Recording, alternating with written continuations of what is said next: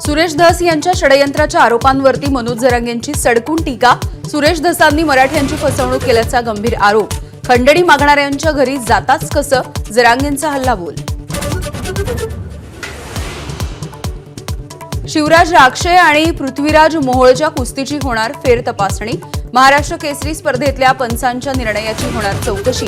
आंतरराष्ट्रीय पंच विलास कथुर यांच्या नेतृत्वामध्ये समिती।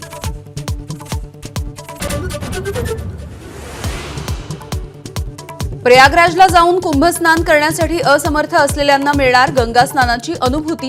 नागपूरच्या रेशीमबाग मैदानावरती संगमावरून आणलेल्या पाण्याची भाविकांवरती स्प्रिंकलरमधून फवारणी।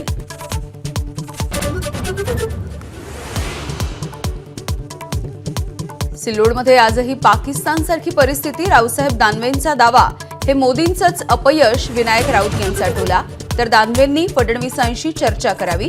संजय शिरसाट यांची सावध प्रतिक्रिया।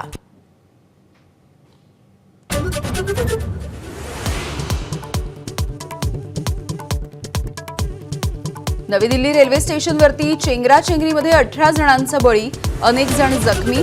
कुंभस्नानासाठी प्रयागराजची गाडी पकडत असताना चेंगराचेंगरीची घटना। मृतांमध्ये 3 बालकांसह 10 महिलांचा समावेश। दिल्ली स्टेशनवरच्या चेंगराचेंगरी आयत्या वेळी प्लॅटफॉर्म बदलण्याच्या उद्घोषणेमुळे अनारक्षित जनरल तिकिटांची अनिर्बंध विक्री झाल्याचा आरोप। मृतांच्या नातेवाईकांना 10 लाखांचं अर्थसहाय्य देण्याचा सरकारचा निर्णय, तर गंभीर जखमींना मिळणार 2.5 लाख। किरकोळ जखमी झालेल्यांना 1 लाख रुपयांची मदत। एबीपी माझा, उघडा डोळे बघा नीट।